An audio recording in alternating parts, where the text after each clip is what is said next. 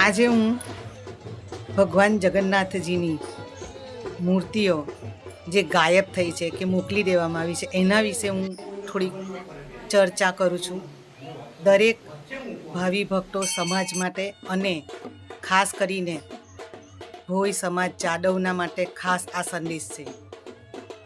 250 વર્ષ જૂની પ્રાણ પ્રતિષ્ઠા કરેલી મૂર્તિઓ જે અમારા બાપ દાદાઓએ ઘડાવેલી હતી અને મૂર્તિઓની સ્થાપના કરેલી હતી, તે મૂર્તિઓ કોને પૂછીને, કોના કહેવાથી, કોની પરવાનગીથી બહાર મોકલી દેવામાં આવી કે ગાયબ કરી દેવામાં આવી?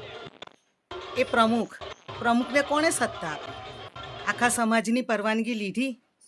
આખા સમાજમાંથી કોઈને પૂછવામાં આવ્યું? કોઈએ સહીઓ કરી? કોઈએ લેટરમાં આપી પરવાનગી, લેખિતમાં પરવાનગી આપી, મૌખિકમાં પરવાનગી આપી?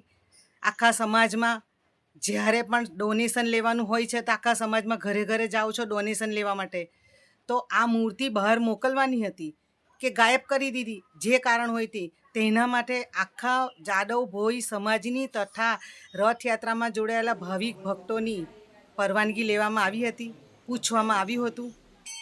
એમ જ પ્રમુખને કોણે અધિકાર આપ્યો કે મૂર્તિ તમે કોઈકને પણ આપી દો? અને કોના દબાણ હેઠળ? કોણ છે એ?